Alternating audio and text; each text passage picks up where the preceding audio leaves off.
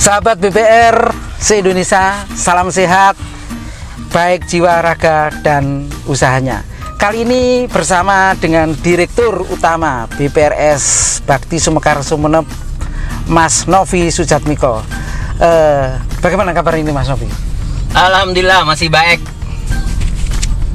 di tengah kondisi pandemi yang serba sulit. Yang penting tetap mensyukuri. Mensyukuri, oke. Gini Mas Novi, dengan adanya pandemi ini kan otomatis termasuk salah satunya adalah adanya cardless. Sebagai pionir di dalam cardless, terutama ATM cardless ini sudah menerapkan bertahun, mungkin 2-3 tahun yang lalu sebagai pionirnya BPR itu sudah menerapkan ATM. Nah, bagaimana dengan teman-teman kita ini para BPR dengan adanya sekarang stimulus dari RDG Gubernur Bank Indonesia bahwa kita sekarang kerannya sudah dibuka nih, terkait dengan BPR boleh ber-ATM cardless. Nah, bagaimana strategi? Silahkan cerita dari mulai awal sampai akhir tentang ATM cardless, apalagi sekarang kerannya sudah dibuka ini. Silahkan Mas Novi. Oke, baik. Sahabat teman-teman BPR se-Indonesia, ini saya langsung dibajak ini sama Pak Avandi nih. Untuk jadi artisnya, youtubernya, linknya apa ini, linknya namanya? Ruang AAF 77. Ruang AAF 77. Jangan lupa Kenapa subscribe. 77? Setujuan. Oh gitu, saya kira kelahiran 77. Oh enggak, setujuan. Dan jadi terkait dengan masalah ATM cardless, ya kondisi pandemi ini justru sebenarnya peluang bisa dijadikan trigger pada seluruh teman-teman untuk menerapkan teknologi cardless ini. Sebenarnya teknologi cardless ini kan sudah boleh dikatakan sudah 2-3 tahun yang lalu lah. Yeah. Dan kami alhamdulillah penggunaan ATM cardless ini sudah sejak 2018, tepatnya bulan Agustus sudah mendapatkan izin dari OJK. Yeah. Walaupun kemudian dalam perjalanannya OJK meminta kepada kita semua yang pengguna ATM cardless, khususnya di lingkungan BPR atau BPRS itu harus mengajukan izin lanjutan ke Bank Indonesia. Yeah. Namun terkait dengan APMK-nya ya. Betul, terkait dengan APMK-nya. Tapi kan tadi sudah disebutkan bahwa kerannya ini mulai dilonggarkan. Ya, kondisi pandemi ini memang menuntut kita untuk lebih kreatif dan inovatif lagi terkait dengan layanan. Karena kebijakan physical distancing yang diterapkan oleh pemerintah memang diharapkan mengurangi transaksional yang memang bersentuhan langsung antara petugas dengan nasabah. Maka cardless menjadi salah satu solusinya, ATM cardless maksud saya. Ya. Dan tidak hanya ATM cardless, sebenarnya layanan-layanan e-channel lainnya ya diharapkan bisa diterapkan di layanan perbankan BPR kita ini. Memang untuk penggunaan ATM cardless ini ada beberapa hal yang harus disiapkan oleh teman-teman BPR semua. Jadi paling enggak server, core bankingnya, CBS-nya harus bisa hidup 24 jam. Yeah. Nah ini teman-teman yang BPR yang mau menggunakan ATM cardless ya harus menyiapkan server harus hidup 24 jam, tidak pernah mati. Seperti itu. Nah saya rasa budget untuk server yang bisa hidup 24 jam, budget sekitar 75 juta itu sudah cukup bagus lah. Yeah. Seperti itu. Kemudian kaitan dengan mesin ATM-nya saat ini memang di beberapa layanan vendor-vendor yang tersedia itu bisa menggunakan konsep sewa seperti yang kami lakukan. Kami saat ini sudah memiliki ATM cardless sebanyak 31 unit yang sudah tersebar di seluruh cabang-cabang kami. Nah, ada 3 vendor yang kami pakai dan rata-rata memang menggunakan konsep sewa. Itu kurang lebih sekitar 3,5 juta cuma yang per bulan. Ya. Itu di luar penggunaan listrik ya dan paket data. Ya. Nah, karena ini sifatnya memang hanya closed loop, jadi memang tidak terlalu rumit lah secara penggunaan sisi teknologinya. memang kita harus melakukan menggunakan layanan lease LAN yang memang dianggap cukup aman untuk koneksi ke server kita. Seperti itu. Oke. Perlu kami sampaikan dari awal pemirsa bahwa BPR Mas Novi ini adalah BPRS syariah yang ketentuannya itu berbeda dengan konvensional. Nah, waktu yang dulu untuk ATM cardless, beliaunya ini atau BPR syariah ini sudah mempunyai keleluasaan dibanding dengan konvensional. Tapi dengan adanya RDG dari Gubernur Bank Indonesia itu, maka kita sekarang sudah setara. Nah, BPR Mas Novi ini kebetulan karena ada di Madura, di ujung Madura, dia itu menguasai market share yang ada di Sumeneb. Kantor cabangnya sudah ber-ATM semua dan menguasai pasar lah di sana. Jadi ATM ini sangat diperlukan oleh Mas Novi. Nah, bagaimana Mas Novi terkait dengan dulunya waktu pada awal sehingga waktu itu BPR lain belum kepikiran. Mas Novi ini mempunyai pemikiran sehingga pemikiran jauh lebih ke depan. Nah, barangkali ini menjadi inspirasi dari teman-teman BPR sehingga kita itu ya ini sudah keharusan, sudah given lah di zaman seperti ini. Nah, itu awal mulanya menginspirasi agar ini BPR saya harus ber-ATM nih. Di luar saya harus menguasai pasar. Di luar itulah kira-kira seperti apa? Ya, bermula memang ketika saya diangkat sebagai direksi di BPR ini tahun 2012. Ya. Kemudian tahun 2015 pemegang saham, dalam hal ini Pak Bupati Sumeneb selaku pemegang saham pengendali itu memang meminta kepada saya agar layanan lebih ditingkatkan dengan adanya mesin ATM. Ya. Nah, waktu itu memang teknologi ATM cardless belum hadir. Ya. Nah, kami sebenarnya juga bersama-sama Pak Afandi ini juga sedang mengupayakan untuk penggunaan mesin ATM yang terkoneksi ke ATM bersama. Ya.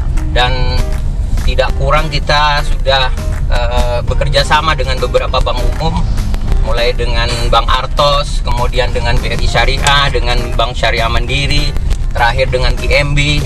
Namun pada akhirnya berakhir ya istilahnya tidak berkelanjutan karena kerannya belum dibuka tadi. Karena kerannya tadi yang tadi disampaikan oleh Pak Afandi sampai pada akhirnya akhir 2017 saya menemukan satu teknologi yang menggunakan ATM cardless, jadi memodifikasi teknologi yang sudah ada waktu itu, ATM yang menggunakan kartu tapi tidak menggunakan kartu tapi menggunakan PIN yang dikirimkan melalui SMS. Ya. Nah, apakah idenya ini meniru salah satu bank umum atau dari awal atau seperti apa?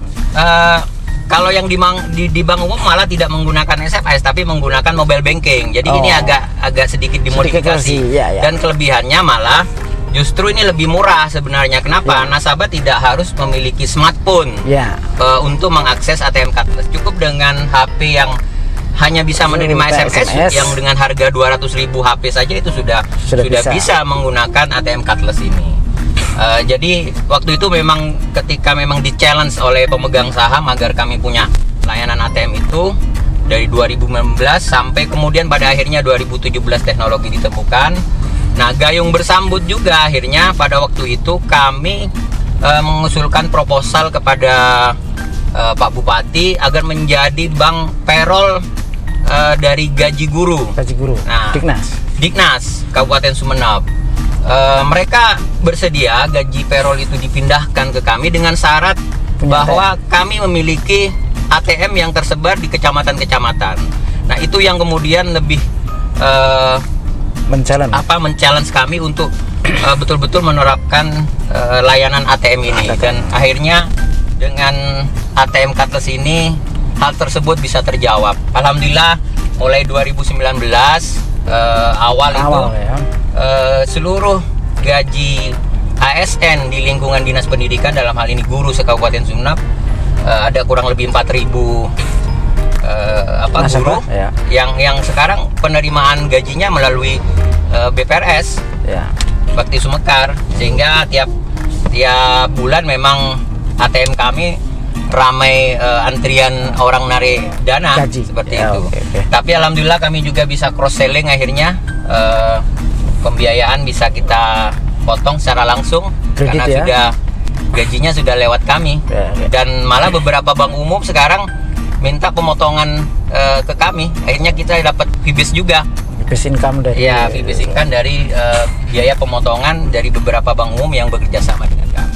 Seperti itu. Oke. Tidak hanya berhenti pada payroll saja gaji, tapi dana sertifikasi guru akhirnya bisa kita dapatkan juga karena dengan keberadaan teknologi ATM cardless.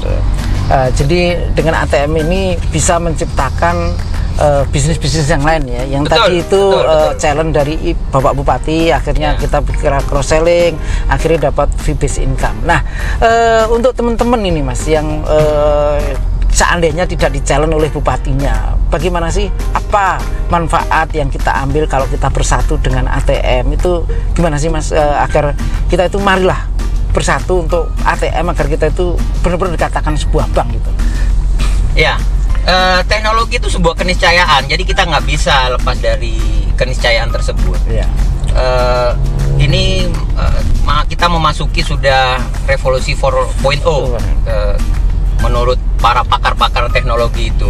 Ya. Dan kita tidak bisa menafikan kondisi seperti ini. Ya. 2019 sebenarnya itu sudah pintu gerbang yang harus kita masuki, dan kita sebagai lembaga perbankan walaupun mikro, kita harus menyiapkan teknologi itu mulai dari awal, mulai saat ini. Ya. Apapun itu ya, mulai e-channel lainnya, jadi penggunaan mobile banking dan e-channel lainnya harus kita kuasai ke depannya. Ya. Karena memang ke depan teknologi digital ini akan banyak mendominasi transaksional yang akan kita lakukan seperti itu. Ya. Jadi kalau kita nantinya bisa semua BPR itu ber-ATM, itu dimungkinkan juga akan terjadi transaksi antar BPR pun juga semakin mudah gitu. Sangat dimungkinkan. Karena gini, dengan adanya sebenarnya isu teknologinya itu tidak ada masalah. Cuma mungkin dari sisi regulasinya saja itu yang transaksi memang harus kita lihat. Kita tahulah undang-undang perbankan di situ memang memisahkan antara bank umum dan BPR itu perbedaannya masalah di tadi lalu lintas pembayaran. Ya. Nah, tapi sebenarnya ini bisa kita akalin dengan kerjasama dengan salah satu bank umum, ya, di mana masing-masing BPR atau BPRS menjadi nasabah di satu bank umum itu, dan proses pentransferannya jadi bank umum ini nanti virtual dianalogikan menjadi lembaga clearingnya lah, seperti halnya BI-nya, seperti itu. Dan proses transfernya kan bukan antar BPRS tapi antar rekening bank umum tersebut gitu. Dan secara teknologinya itu dimungkinkan sekali, sangat dimungkinkan karena teknologinya hal tersebut bisa. Kami saat ini sebenarnya sedang melakukan penjajakan proses tersebut. Nah, ini kalau kita di Perbamida sebenarnya hal itu bisa dilakukan. Jadi BPR antar milik pemerintah daerah di mana ATM cardless-nya bisa saling interkoneksi. Nah, mungkin nanti saat kita buatkan satu gateway, misalnya BPR Pemda Link atau apalah namanya nanti, sehingga nasabah antar BPR milik Pemda bisa saling melakukan penarikan di ATM masing-masing atau antar BPR tadi. Kita bisa lakukan. Saya dengar Mas, ini katanya Sumeneb sudah bermobil banking juga. Apakah mobil banking inspirasinya dari ATM cardless ini atau seperti apa, atau gimana nih teknologi di Sumeneb ini? Ya, pasca penggunaan ATM cardless, sebenarnya ekspektasi nasabah terhadap penggunaan ATM cardless ini kemudian lebih meningkat. Jadi mereka karena memang mobile tidak hanya ada di Kabupaten Sumeneb, maka kemudian mereka memiliki ekspektasi terhadap layanan kami. Dan pada kondisi itu kemudian kita mencari solusi, salah satunya dalam penggunaan layanan mobile banking, di mana di layanan mobile banking itu nasabah bisa melakukan pentransferan dana. Nah, kita saat ini memang sedang bekerja sama dengan salah satu layanan transfer, namun dalam perjalanannya Bank Indonesia dan OJK minta kepada kami untuk melakukan perubahan itu dengan kerjasama dengan bank umum. Saat ini sedang kita lakukan. Tapi nasabah sudah memang bisa melakukan transfer ke bank lain sudah dengan layanan tersebut. Nah, di lain sisi kita juga kemudian menambahkan fitur-fitur PPOB. PPOB. Jadi untuk Fee-based income juga. fee-based income juga itu. Jadi nasabah bisa membeli pulsa, bayar listrik, kemudian bayar tagihan-tagihan lainnya, termasuk juga kemudian top up e-money. Saat ini kita tahu ada banyak e-money yang ada di Indonesia seperti GoPay, OVO, Dana, Link Aja. Di layanan mobile banking kami, nasabah sudah bisa melakukan melakukan top up ke layanan-layanan tadi, ke fitur-fitur tadi gitu. Sehingga nasabah pun juga bisa melakukan penarikan dana tunai di jaringan-jaringan tersebut gitu loh. Secara tidak langsung itu kemudian bisa dijadikan channel alternatif bagi nasabah untuk melakukan penarikan tunai gitu. Ya. Jadi tidak hanya di channel kami di teller, di ATM, tapi ada channel-channel lain. Ya. Seperti itu. Oke, saya dengar juga Mas, kalau untuk BPRS itu kan Sumeneb menjadi aset yang terbesar nih, terutama di Jawa Timur menjadi nomor 1 bahkan di Untuk Indonesia. BPR Syariah. Untuk BPR Syariah kita memang aset terbesar di Jawa Timur. Ya. Untuk di Indonesia kita masih posisi nomor 2. Nomor 2 ya. Untuk syariah.